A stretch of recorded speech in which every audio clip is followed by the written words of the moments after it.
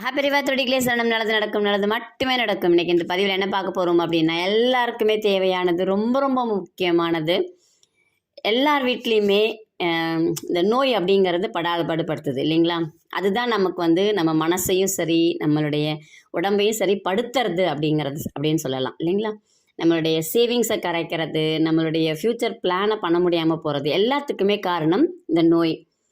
ஒரு சிலர் என்ன செய்வோம், நோய் வந்துக்கிட்டே இருக்குன்னா டாக்டரை மாற்றுவோம், இல்லை இந்த வைத்தியத்துலேருந்து வேறு வைத்தியம் போகலாமா அப்படின்னு யோசிப்போம். இங்கிலீஷ் மெடிசன் எடுத்துகிட்டு இருந்தாங்க அப்படின்னாக்கா சித்தாவுக்கு போகலாம் அப்படின்னு யோசிப்பாங்க. ஸோ இந்த மாதிரிலாம் தாட்டு வரும்.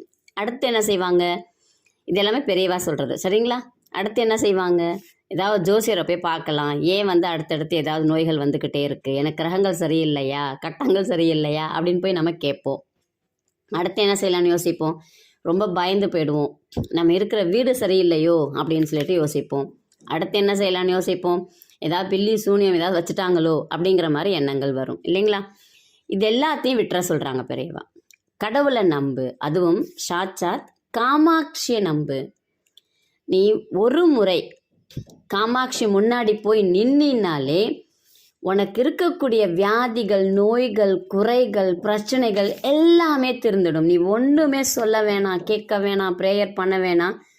உன்னால் முடிஞ்சது ஒரு 10 ரூபாய்க்கு ஒரு பூ வாங்கி கொண்டு போய் கொடுத்துட்டு நீ காமாட்சியை தரிசனம் பண்ணிட்டு மட்டும் வா, நீ எல்லா குறைகள்ல இருந்தும் விடுபட்டுருவ அப்படின்னு சொல்லிட்டு மகாபெரிவா சொல்கிறாங்க சரிங்களா?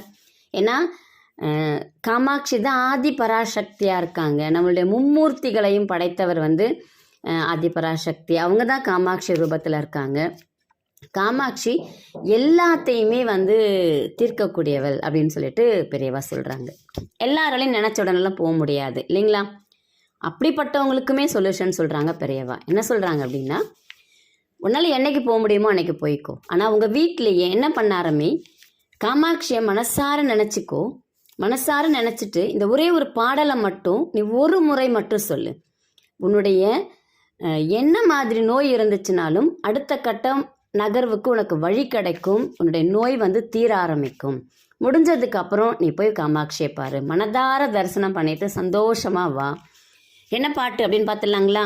எல்லாருக்குமே தெரிஞ்ச பாட்டு தான், ஆனால் நம்ம எதையுமே பயன்படுத்துறது இல்லை. இந்த பாட்டில் எல்லா விதமான குறைகளையுமே போக்க முடியும்னு சொல்லிட்டு பெரியவா சொல்கிறாங்க. உன்னுடைய ஆசைகளுக்கும் நீ பயன்படுத்திக்கலாம். நான் முதல்ல நீ உன் நோய்க்கு இந்த பாடலை தினமும் காமாட்சியை மனசார நினச்சிக்கோ. நீ குளிச்சுட்டு ஒரு விளக்கேற்றணும் அப்படின்லாம் கூட நீ எதையுமே செய்ய வேணாம். நீ குளிச்சுட்டு ஒரு இடத்துல உட்காந்து காமாட்சியை மனசார நினச்சிக்கிட்டு இந்த ஒரு பாடலை மட்டும் நீ ஒரு முறை சொல்லு. கண்டிப்பாக உன் நோய்கள் எல்லாமே பறந்து ஓடிவிடும் அப்படின்னு சொல்லிட்டு சொல்கிறாங்க பெரியவா. என்ன பாடல்னு பார்த்துலாங்களா?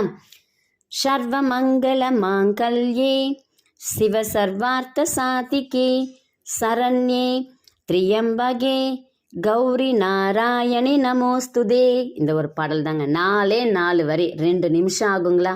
இந்த பாடலை நம்ம சொன்னோம் அப்படின்னா கண்டிப்பாக நம்ம எல்லா நோய்களிலிருந்தும், குறைகளிலிருந்தும், பிரச்சனைகளிலிருந்தும் விடுபடலாம் அப்படின்னு நம்மளுடைய மகா பெரியவா தெளிவாக சொல்லியிருக்காங்க. பயன்படுத்திக்குங்க. நன்றி, வணக்கம். நல்லதே நடக்கும்.